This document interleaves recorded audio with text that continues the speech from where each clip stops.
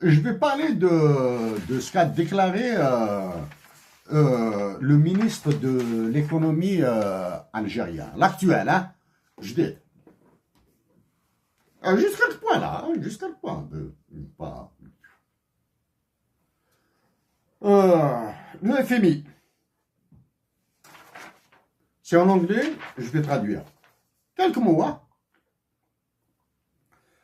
Large windfall hydrocarbon revenue has alleviated pressures on external and public finances. In 2022, the current account balance is forecast to record its first surplus since 2013. En 2022, c'est-à-dire à la fin de l'année 2022, là, le compte courant de la balance des paiements peut avoir son premier surplus depuis 2013. Je dis bien 2013, c'est-à-dire depuis 9 ans. C'est depuis 2013, il a fallu attendre 2022 pour que la balance de paiement enregistre un surplus. 2013, 2014, 15, 16, 17, 18, 19, 20, 21. 9 ans, plus les chiffres de 2022. 2022, ils seront approximatifs. 10 ans. Il faut exclure les chiffres de 2022 parce qu'ils vont apparaître en 2023, etc. Parce qu'il faudra les redresser et toute la gymnastique, là. Hein? Donc, depuis 2013, les chiffres de l'Algérie,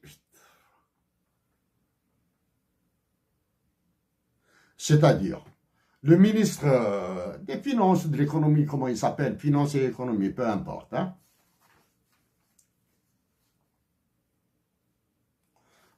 Dans mes mots à moi, ce sont mes mots à moi, ce ne sont pas les mots du ministre des Finances. Si le déficit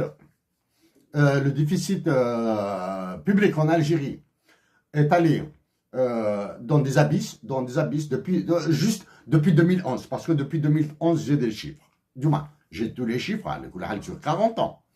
Depuis 2011, le déficit public est allé dans l'abysse. 2012 dans l'abysse. Dans le 2013 dans l'abysse, etc., jusqu'à 2022, il va dans l'abysse. Le déficit public. Sachant que si en 2011, on parle de déficit public, en 2012, on parle de dette publique, parce que le déficit public va passer à la dette publique. Il va changer de nom. D'un abysse, un abysse, ça deviendra ensuite un abîme. Et l'abîme, quand il devient très grand, ça devient les ténèbres. C'est-à-dire les ténèbres, on ne voit plus rien. Ça veut dire que les Algériens vont vivre au petit bonheur la chance. C'est-à-dire l'Algérien qui survit, tant mieux. L'Algérien qui meurt, tant pis. Maintenant, ça, c'est des mots. Qu'est-ce que ça veut dire, tout ça, là? Ça veut dire quand il sera demandé à l'Algérie, s'il vous plaît, je vais utiliser un terme économique, mais considérez-le comme étant une vulgarité. L'équilibre, quand on vous demandera de venir à l'équilibre, d'abord, ce n'est pas aux générations précédentes qui sera demandé de revenir à l'équilibre, c'est aux générations futures. C'est-à-dire les générations futures doivent saigner pour qu'ils repartent vers l'équilibre. Mais puisque l'équilibre est impossible à atteindre parce que c'est devenu la dette publique est devenue dans les ténèbres, ça veut dire qu'on va les priver d'éducation, de soins de santé, de repos, de travail, d'emploi. Ça veut dire qu'ils vont verser dans la pauvreté. En versant dans la pauvreté, certains vont basculer dans la criminalité. Ceux qui ont la chance d'avoir des petits lopins de terre à travailler, tant mieux. Voilà qu'est-ce que ça veut dire le déficit public et la dette publique, et ensuite les ténèbres. Ça veut dire c'est l'austérité. Voilà. Et l'austérité sera payée par les générations futures. Et il continue. Ça, c'est le première clé, premier mot-clé du communiqué du FMI. Le deuxième. This will mark a recovery of most of the output loss from the pandemic shock. Ceci va marquer, etc. L'augmentation de 3,2%, etc., tel que claironné. Hein. Encore faut-il qu'elle soit vraie, cette croissance de 3,2%. Hein. Sera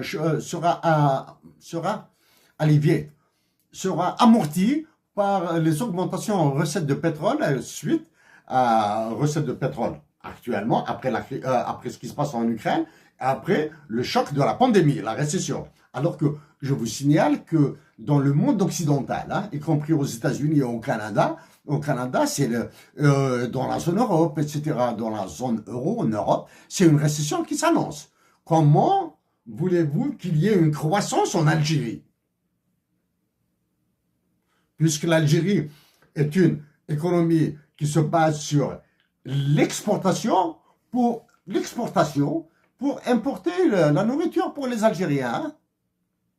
S'il y a une récession ailleurs, donc il y aura une inflation à l'exportation, à l'importation en Algérie. Hein. Et imaginez le choc que va subir le dinar. Parce que le ministre des Finances en a parlé et je vais en dire un mot. La croissance réelle du PIB, d'après le FMI, est projetée à 2,9%, c'est-à-dire elle sera de 2,9%, la croissance du PIB réel. Le ministre, il vous balance la croissance du PIB nominal. Bon. Ça, c'est très important. As in many other countries, inflation has accelerated significantly and is a major concern. The annual average inflation rate has hovered around 9.40% in recent months, a level not seen in 25 years. The central bank has taken action to control price pressures, but monetary policy remained accommodative. C'est une phrase en anglais, mais qui signifie très simple à expliquer. En Algérie, ils annoncent une inflation de 7,2%. Ce que vous croyez que l'inflation est de 7,2%, je mets de côté le déflateur du PIB, hein, parce que pour ramener un PIB nominal à un PIB réel, il faut voir le déflateur du PIB et non pas l'inflation. Parce que l'inflation dont on parle, elle concerne la bouffe, la doua, etc., les médicaments. Mais le déflateur du PIB concerne aussi l'inflation dans les équipements importés, dans les investissements, etc. Dans ce qui est appelé la formation brute du capital. C'est ça qu'il faudra voir. Hein? Donc, dans le monde, l'inflation a avoisiné en moyenne 9,4%. Un niveau jamais vu depuis 25 ans. The Central Bank, la Banque centrale d'Algérie, le Gourbi d'Algérie, le four crématoire, la Chambre à gaz de l'Algérie, has taken actions to control price pressures, but monetary policy remained accommodative. La Banque centrale a pris des actions pour réduire l'inflation. De quelles actions s'agit-il? Si vous en connaissez, si vous êtes en courant, s'il vous plaît, dites-le moi, à travers une intervention de ce type. Mais la politique monétaire demeure accommodante. C'est-à-dire, quand on dit une politique monétaire accommodante dans les termes du FMI, c'est-à-dire c'est une politique monétaire laxiste. c'est-à-dire les taux d'intérêt sont bas, l'inflation on s'en fout, on vise prétendument l'emploi alors qu'il est impossible dans la mesure où les entreprises ont fermé, sont en train de fermer. Voilà, je passe. The mission considers that continued high reliance on hydrocarbon revenue and the projected sizable rise in spending in 23 rise significant risk to the public finances amid high commodity prices volatility. Ce que dit le FMI là, il dit la mission du FMI conduite par Madame Geneviève Verdier, etc.